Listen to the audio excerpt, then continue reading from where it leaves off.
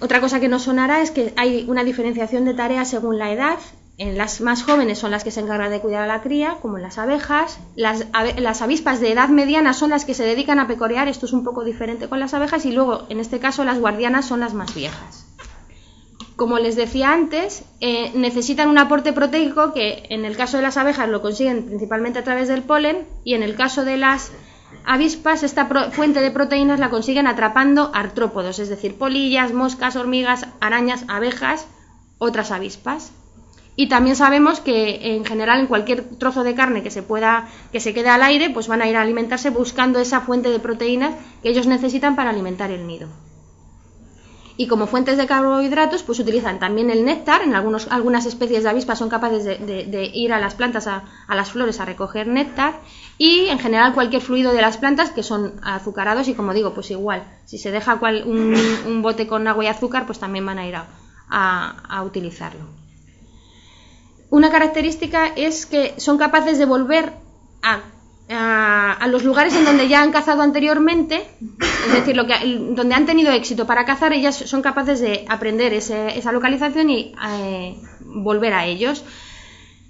Se diferencian de las abejas en que no son capaces de comunicar la distancia y el lugar de pecorea como pasa en las abejas. Sabemos todos que en las abejas son capaces de hacer un baile y según la orientación del abdomen y según el número de movimientos indican la distancia de la fuente de néctar en el caso de las abejas y la distancia y la orientación respecto al sol. Pues en el caso de las avispas eso no lo hacen, no tienen tan desarrollado este sistema. Lo que sí que hacen es realizar un baile que lo que hace es incitar al resto de las obreras a salir a buscar alimento, pero no les indican dónde tienen que ir a buscarlo. Y ese dónde lo que hacen es marcarlo con un lugar, cuando han encontrado un lugar de caza exitoso, lo que hacen es marcarlo con una feromona, con una sustancia que cuando el resto de las obreras, avispas obreras, están buscando, están volando para encontrar sitios de alimentación, entonces esa feromona las atrae. Esto es importante porque evidentemente si una avispa, no me sale esto, si una avispa obrera es capaz de llegar a una colmena, la localiza, la identifica, la va a marcar para que luego después el resto de las obreras, de las avispas, vayan a alimentarse sobre esta misma colmena. En el caso del ciclo biológico, bueno, pues la reina nueva, como les he comentado anteriormente, nace al final del verano o inicio del otoño y una vez que sale del nido es fecundada y pasa, igual que en el caso de las abejas, que puede ser fecundada, de hecho es fecundada por más de un solo macho. Y el macho también en este caso muere después de la cópula. Buscan las reinas fecundadas, buscan un sitio donde pasar el invierno protegidas del frío, es decir, principalmente agujeros de árboles, de paredes, donde encuentran un sitio que esté protegida para no morir durante el invierno, y al inicio de la primavera pues buscan un lugar que sea apropiado para realizar el nido. Y también se ha observado que puede haber lucha de reinas cuando hay problemas de territorio. Las mismas reinas de avispa pueden luchar entre ellas para encontrar seleccionar el sitio que les parece a ellas más adecuado. Con las mandíbulas, tienen unas mandíbulas muy poderosas y con esas mandíbulas roen la madera, forman una masa con la saliva y con el agua y generan una pulpa de papel. Empiezan los nidos construyendo por lo alto de la cavidad donde hayan elegido para hacer el nido, bien en una cavidad o bien colgando de una rama de un árbol o de un alero de un tejado, etc. Y también, como en el caso de las abejas, las avispas, las reinas producen una feromona real que es la que mantiene la unidad de la colonia.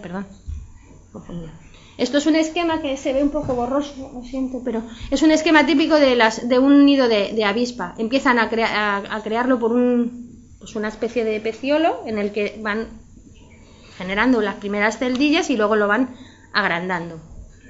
Y tienen, pues como ven, distintos pisos o niveles.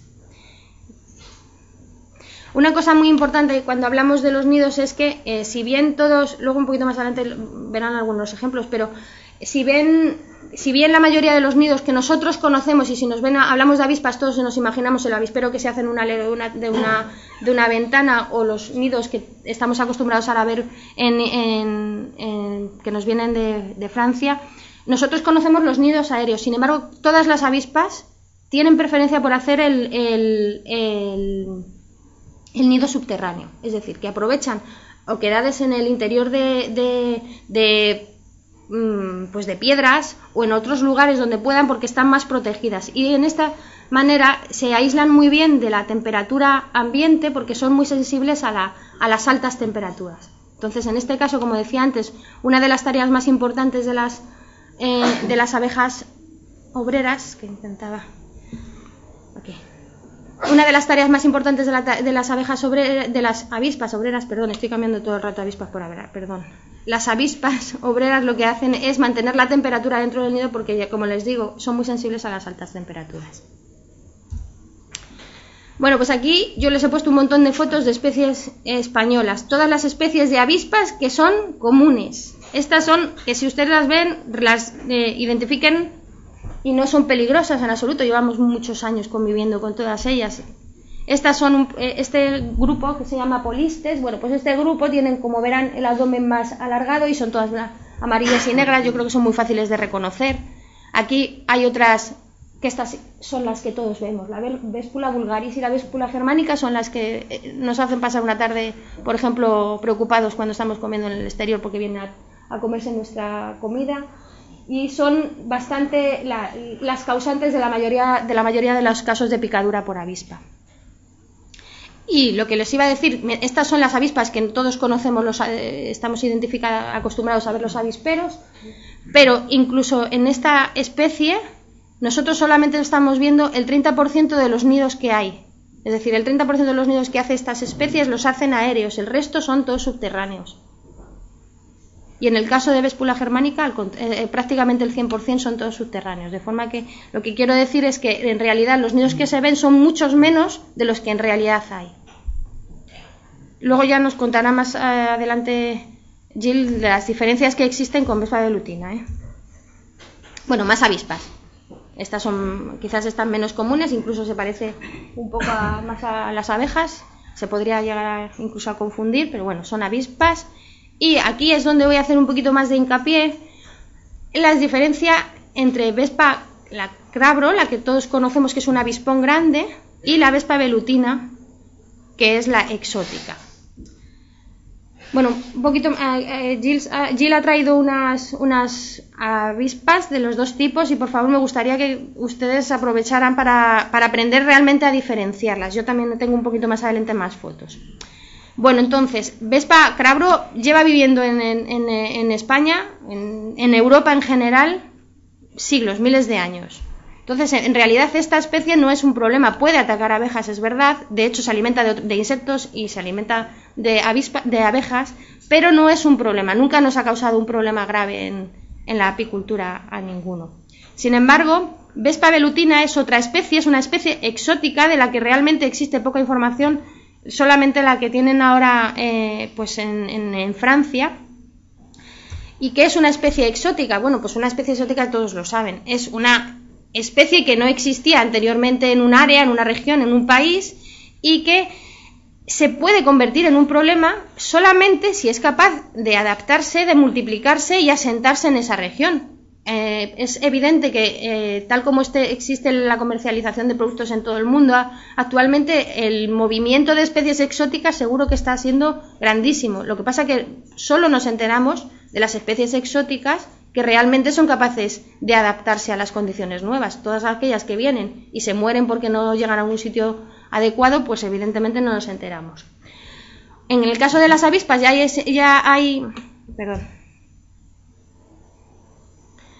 hay experiencias, porque por ejemplo la Véspula germanica, la avispa que les he comentado antes, que es la tan común aquí en Europa, pues es una plaga absoluta en toda Sudamérica.